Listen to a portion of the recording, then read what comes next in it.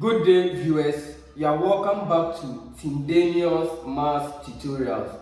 If this is your first time chancing on my YouTube channel, in fact, like, comment, subscribe, and share it to others so that they can also benefit from the channel.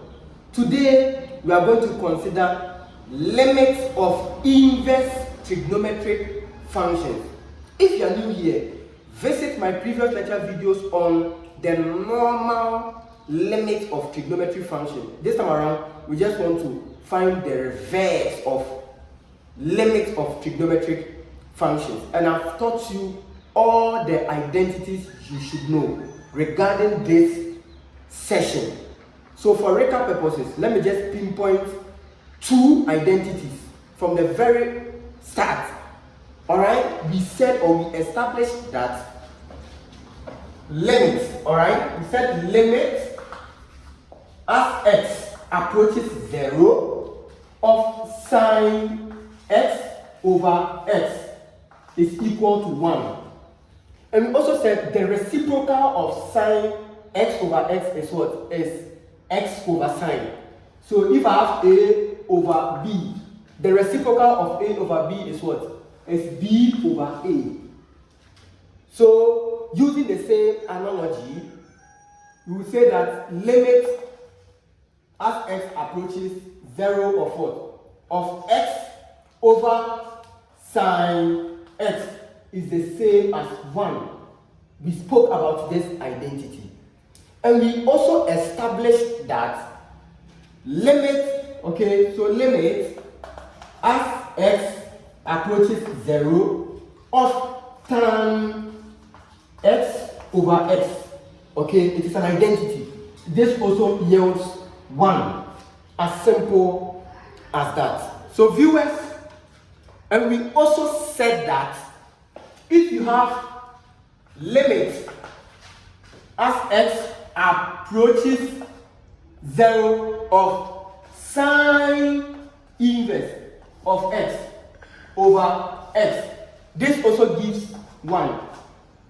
But if you would observe, you realize that we were not really working with sine inverse of x over x, all because I have not taught you the inverse of limit of trigonometric functions yet, right? And we also established that limit as x approaches 0 of tan inverse of x over x, this result also gives 1, right? So today we are going to talk about the inverse, all right? Okay. So viewers, another thing you should also know is this. If I have, say, a over b, so if I have a fraction, say a over b, and I want to find the inverse, all right? We already know that the inverse is just the reciprocal, where your denominator becomes your numerator and your numerator becomes your denominator, right? So the reciprocal of a over b becomes what? B over a. Is that also? Now the question is, what happened? Okay, why are we saying the reciprocal of a over b is b over a? It's simply because when you have a over b, okay, you take the reciprocal of a over b. Alright, what do we mean by reciprocal? You having 1 divided by what you are interested in. So once you have it 1 over the fraction, what it means is that you have what? Reciprocated, or you have what? You have found the inverse of that fraction. Are you fine with that? So therefore, 1 over a over b gives you what? B over a. So this became this because we divided this whole fraction, okay? So we have it to be 1 over the entire fraction, which gave birth to the a over b. All right. So because of the inverse, okay, you will see me, you see me introducing 1 over something, and what it means is we are trying to what? We are just trying to reverse the functions. All right. I hope you are clear on this. Now, let me just start the main business of today, which is what? The inverse of limits of trigonometric functions. Okay, so viewers, now we said that So the first identity, we said limit, okay, limit as x approaches 0 of sine inverse of x over x is equal to 1. Why? So that means we'll have to what? We'll have to prove that this identity equals 1. So viewers, what you will do is this, alright? We'll pick the sine inverse. Do you understand it that way? So you pick what? The sine inverse. Then you will let a variable represent, the sine inverse. So let's say, my variable, let's say it's supposed to be theta. You can choose any variable of your choice, right? So we say, okay, the angle theta, this theta equals this sine inverse of what? Of x. Viewers, you can decide to use alpha, pi, you can use epsilon naught, all is up to you, right? Alright. So what we will do next is that, viewers, so if you are saying theta equals sine inverse of x, what it means is this. Now, x, also goes to what? So therefore x is equal to what? Sine x. And I hope you understand this. Alright? So sine inverse of x, alright? So sine inverse of x, right? And you want to find the reciprocal of sine inverse. It becomes sine x. As simple as that. So viewers, let's, to throw more light on this. Let's say if I have inverse of a, which is written as this, or 1 over a, this is also inverse of a, right? Now if I want to reverse this, what it means is I'll pick the a, and I'll keep the power positive. So if it's negative, it will turn out to be a positive. So this is the power what? Positive 1. And a to the power 1 is the same as what? It's the same as a. Right? So the reciprocal of this is this. So the reciprocal of what? Of sine inverse of x is simply this. Alright? As simple as that. Oh, viewers, sorry. This is theta and this is theta and this is x, right? So I just want to interchange them because I'm finding the inverse, right? So here becomes my x and here becomes my theta. As simple as that. Okay? Alright. So you realize that here is what? Is positive, right? Okay. Right. So viewers, having done this, you realize that we said as x approaches 0, as x draws nearer and nearer and more nearer to 0, what happens? So we said what? As what? So as x approaches what? 0. Do you get it that way? Then you can also say that theta also approaches 0. As simple as that. So we have a sine theta, also goes to what? Also goes to 0. So what it implies here, what it means is that then my theta, eventually also goes to what? Also goes to 0. As simple as that. Now viewers, what we have to do here is that we are going to recall this expression, this identity, then we'll modify it in order to fit what we are doing now. So viewers, we said that, for this aspect, our next step, we are going to modify the function again. So what do we mean by modifying the function again? What it means is this. Look, you see from this side, we said that, look, as our x approaches 0, what happens to theta? Eventually, theta also what? Draws closer to 0, right? So whenever I see x approaches 0, that what it means is that theta is also approaching 0.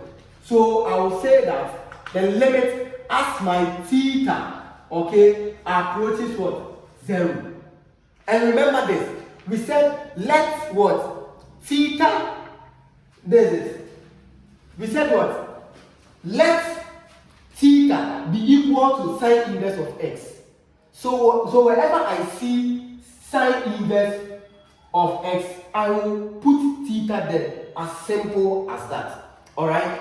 So sine inverse of x equals theta. So I'll put theta there. Then over here over x, right? So here, what is x? So x is also equal to what? Sine theta, right? So whenever I see x, I'll put sine theta over there. So I'll put sine of the angle theta beautifully. I'm not equal to 1 because we are proving, right? Good. So viewers, what we can do is, now I want to take the reciprocal of this, right? Do you know why? Because remember, there is an identity which says that limit as x approaches 0 of sine x over x is equal to 1. That is why we also want this side to become the numerator, and the numerator becomes also the denominator. So what do?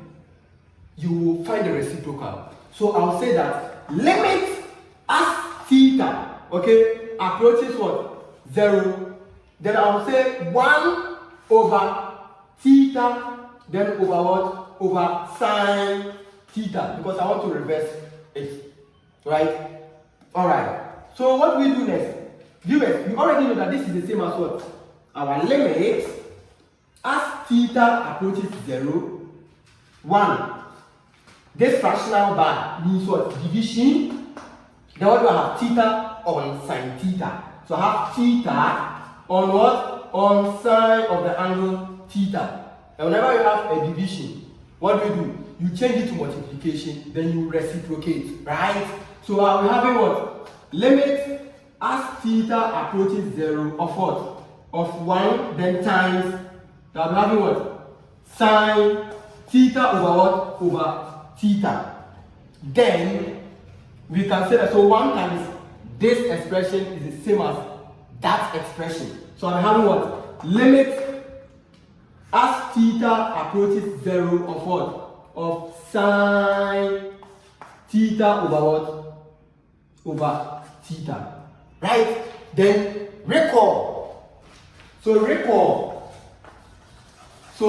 that we said what? Limit as x approaches 0 of what? Of sine x over x gives what? Gives 1. Is that also? Yes. So therefore, this is giving me what? This is giving me what? 1. So therefore, we can conclude, we can say that therefore, in conclusion, indeed, limit as what? As x approaches 0, okay, of sine inverse of x over x, okay, gives what? Gives 1. We are done. Viewers, let me add the tan, okay? It follows the same concept. Watch out for the next identity. Okay, so viewers, show that or prove that limit as x approaches 0 of tan inverse of x over x equals 1. So the proof, okay, the same thing. So I will talk less over here. So what do? We say let theta represent the whole of the numerator, right? So let theta equal to, you can choose alpha, beta, gamma, phi, pi, epsilon naught, all is up to you, right? Alright, so let theta equals tan inverse of x. Okay, this way. So if that is the case, then what is x? So we have to reverse, right? So therefore my x, okay, equals, what do we have? Tan, so tan of what? Tan theta. Just reverse them, then you keep the power, the exponent positive, as simple as that. So what do? We said what? As x approaches 0. So as x approaches 0, then our tan, so our tan theta also what? Also approaches 0. What it means is, if x is approaching 0, then theta also approaches what? 0. As simple as that. Is that also good? So what you do is, we're now going to substitute everything into this function. Okay? So viewers, so we say that, okay, now we have what? Limit as viewers, wherever I see s going to 0, I'll put theta drawing nearer to 0, right? So I'll say what? As theta approaches 0, now wherever I see tan inverse of f, I'll put what? I'll put theta there, right? Because theta is representing it. So theta, then over, viewers, this is over x. Wherever I see x, I'll put what? Tan theta. So I have what? Tan of the angle theta. Then you are now going to what? Reverse this. Find the reciprocal, right? So it will be 1 over the whole expression. So I'll be having limit as theta approaches 0 of what? 1 over theta over tan theta, right? So over tan, then tan theta, alright? So straight away we have what? Limit as theta approaches 0. Viewers, let us not waste time over here. It means I have to what?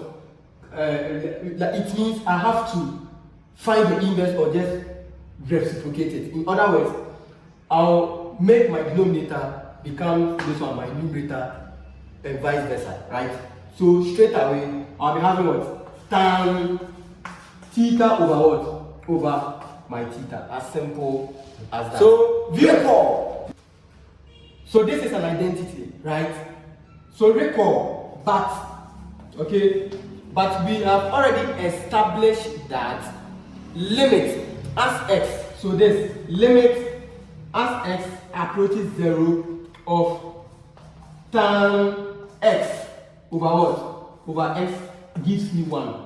So therefore, by comparison, we can say that limit as theta approaches 0 of what? Of tan theta over theta gives what? 1. Right? So therefore, in conclusion, we can say that indeed, limit as what? As x approaches what? Approaches 0 of what? Of tan inverse of x over x gives 1. As simple as that. Viewers, this is the end to this simple tutorial. Bye.